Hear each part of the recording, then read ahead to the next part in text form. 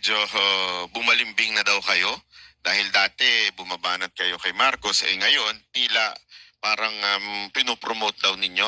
Ano masasabi niyo dito sa mga nagsasabi sa inyong bumalimbing na daw po kayo? Oh, yung balimbing, depende yan. May matamis, may maasim. Nakain niyo na ba yun? Wala akong ganun. Action Demokratiko ako eh. At ang tinakbo ko po yung mayor. Noong nagkalaban-laban kami sa pagka-presidente nung araw, may mga bagay na nasabi na. Bagamat yung mga nasabi, ang taong bayan ay nagpasya na. Talo ko, Olats, no? 31 million voted for him. Now, if you really believe in democracy, you recognize 31 million. Ganun lang kasimple. Di tapos na. Tingnan ninyo. Maghanap kayo. Ito, magandang challenge. Doon sa kung sino yung nag-comment. Maghanap kayo ng mga salita. Simula nung naulat sa ako pagka-presidente. Ang dami ng iskandalo na nangyari. Ano yun? Yung issue ng sibuyas. Asukal. Naalala niyo yun? Yung mga unang... asukal asukal, sibuyas, lahat. Anything. Mga ano. Alam mo, 5-5 dinududot sa akin sa mikropono. I never made comment. Why? Ginagalang ko yung 31 million na mamamayan bumoto kay President Bongbong Marcos. Siya binoto eh. Demokrasya yun eh. Di tapos na ako. Wala kayo narinig. Mangyari ba? Naalala niyo yung kwento sa Maynila, nagsigawan ng tao, bumalik ka na. So I listen to, salamat naman. 65% of the people of Manila voted in our favor. Ayun. Di mayor na ako. Presidente si Bonget. Mas komportable ako sumisa pagka si Bonget ang tawag namin, but with due respect kay President Marcos. Anong ginawa ko? Nakipagtulungan. Para ano? Para ba sa politika ko? Unang-una, wala naman ako ambisyon na.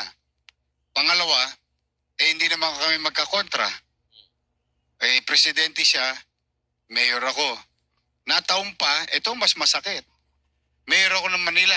Hindi naman ako mayor ng Quezon City, Pasig, Taguig, o Makati.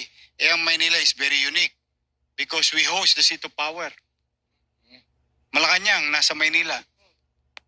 Anong buting idudulot sa mamamayan ng Maynila? 2 milyon sa gabi, 3 milyon sa araw.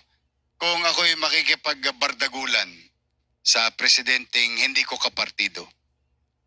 Or, may buti bang mapapakinabangan ang mga taga Maynila kung ang mayor ng Maynila, mapakapartido man o hindi, ay nakikipagtulungan sa office of the president.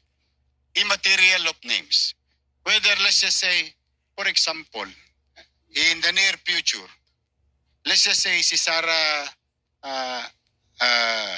Duterte naging presidente. Yan. Halimbawa lang, let's just ano lang tayo. Total, nagkukwentuhan lang naman tayo rito. Pero gusto niyo ba siyang maging presidente? Naging presidente si Sara. Let's just say, salamat sa Diyos, binoto ulit ako ng mga taga Maynila as mayor.